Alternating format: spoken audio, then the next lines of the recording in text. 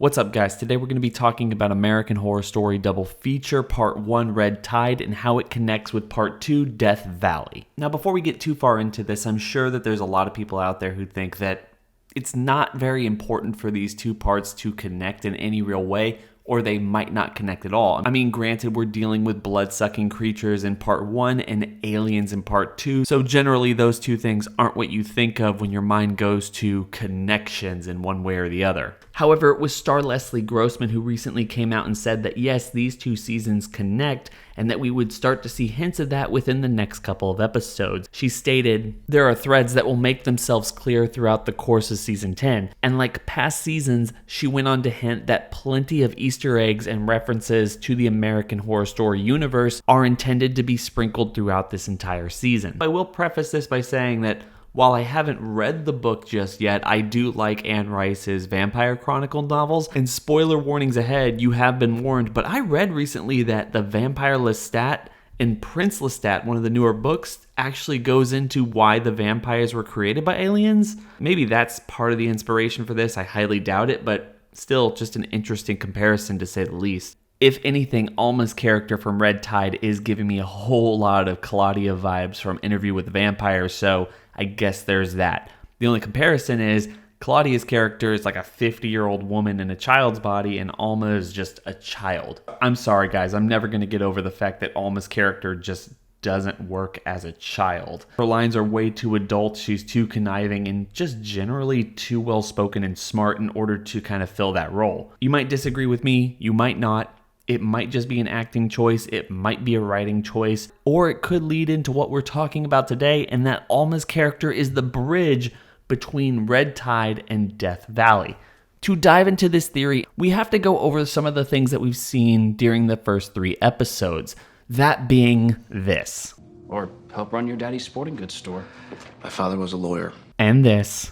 Kit always believed the kids were destined for great things. They grew up with that message, and they lived up to it. Thomas is a law professor at Harvard. And this. My daughter. What? You gotta be shitting me. How old is she? 9. Are you out of your fucking mind? And this. She's more talented than the 3 of us put together. And this. And then not take the pills for the rest of the year. You have to play all the time. Do live performances year-round. You can't go off them for any long stretch. I don't mind. And admittedly, I am stretching this a little bit given we haven't seen these episodes yet, but I want to focus your attention on this. We need to create something better. Part human, part us.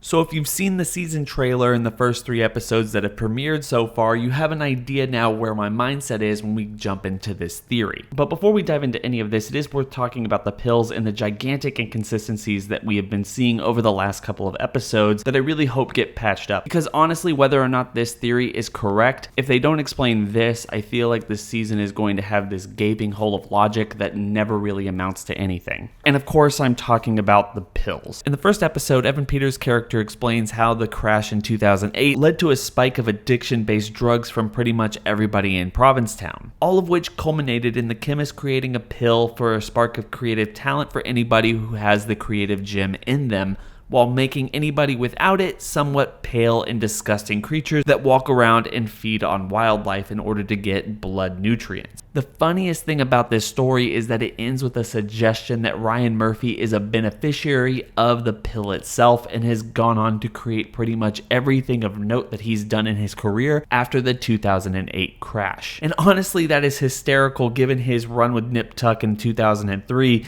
and then just exploding onto the scene in the late 2000s and 2010s with Glee, American Horror Story, everything that he's done for FX, and then the Netflix deal that he got a couple years back. However, at the recording of this video, it's very unclear if Austin was telling the truth on this. It is worth mentioning that Belle and Austin are aware of the chemist and have somewhat of a connection to her that allows them to meet her in person and the distribution of the pills themselves. And the suggestion that the chemist is not happy with Ursula's proposal of giving more people the pill would seem to indicate that there's a relatively small pool of people who've gotten their hands on it for one reason or another. The only reason we really have to doubt that is the line that Austin himself gives, saying that streamers and influencers are getting their hands on the pill and finding creative talent that way. Seriously, the one underpinning of this entire theory, or even this entire season, is just exactly how these pills work. Are they tightly funneled in Provincetown between Austin and Belle, or does the chemist funnel these out to other artistic talents throughout the country?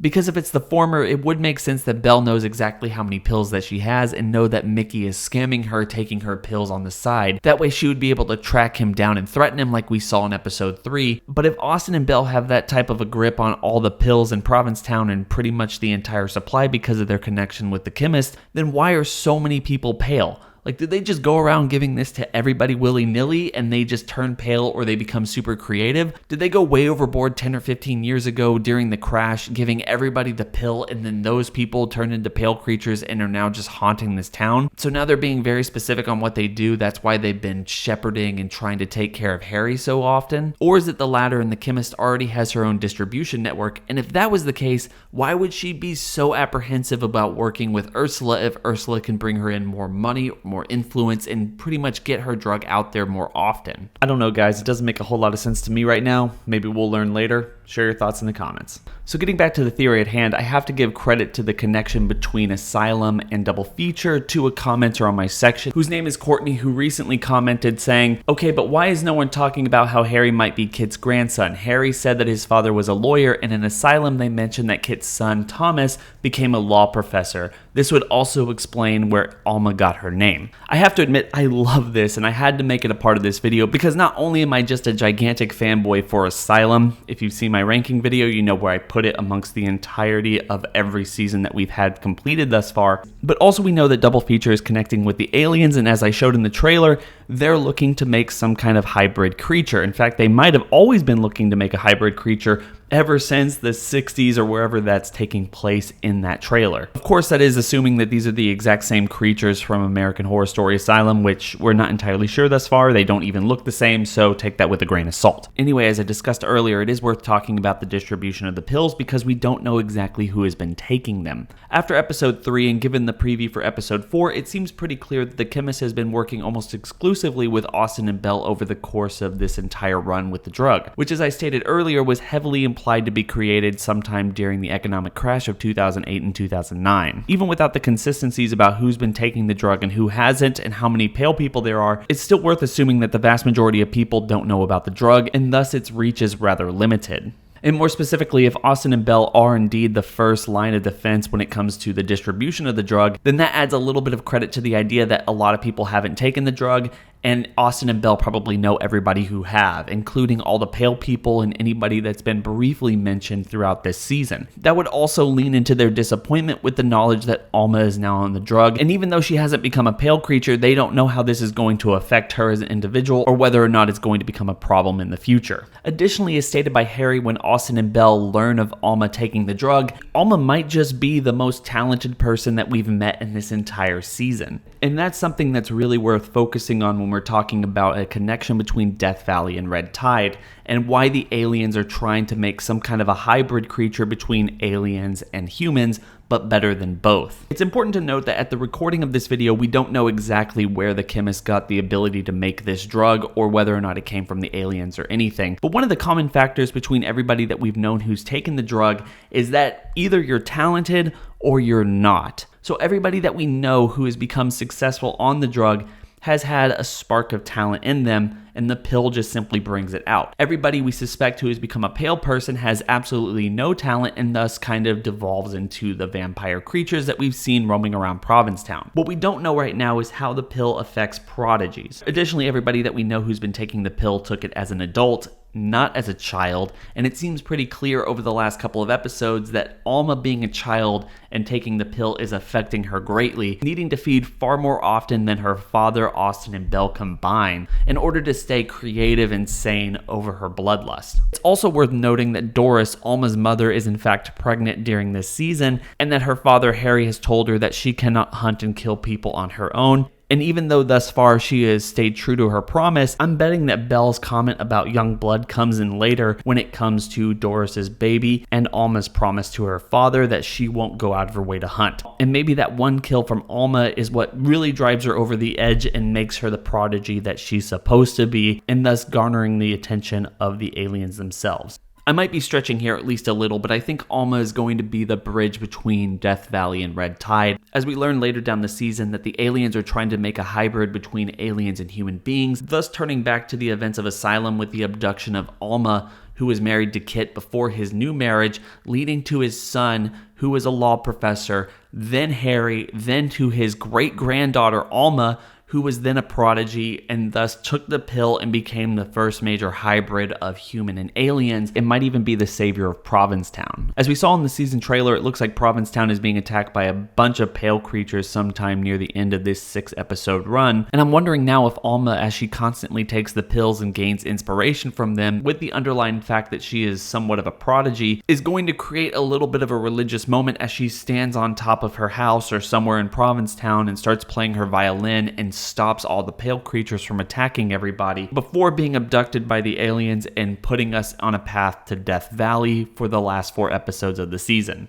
From there, I think Double Feature Part 2 will do its best to explain why the aliens are here and go back in time to explain the story about what the aliens are trying to do, creating a hybrid between themselves and human beings. Probably then emphasizing the connection between the aliens, the American government, and connecting the broader American Horror Story universe, in which the events of the alien abductions have led to some of the weirder things that we've seen in the American Horror Story universe, like Murder House, the events of Roanoke, the Hotel Cortez, while also diving into a little bit of the motivation for the abductions seen in American Horror Story Asylum. This could also go a long way to explain the doomsday preparation that we saw in American Horror Story Apocalypse, where the children or even great-great-grandchildren of some of the people the aliens experimented on needed to be saved because of their genetics, and thus were put in the doomsday bunker when they had no other right to be. Anyway, based off of everything that we know thus far, it seems very clear that Alma is the standout character in American Horror Story Double Feature, and literally be the thing the aliens have been looking for not only for this season, but the entire universe. Having played around with humans and their entire livelihoods, allowing spirits to roam free in various areas, and generally everything else weird that we've seen throughout this entire universe of content, all so they can find this one specific person. But that's just my theory, guys, about how American Horror Story Double Feature is going to interconnect its 2 parts, as well as the entire universe of American Horror Story content, as was suggested by Leslie Grossman, as I detailed at the very beginning of the video. Share your thoughts and theories in the comment section below, because I really want to hear them.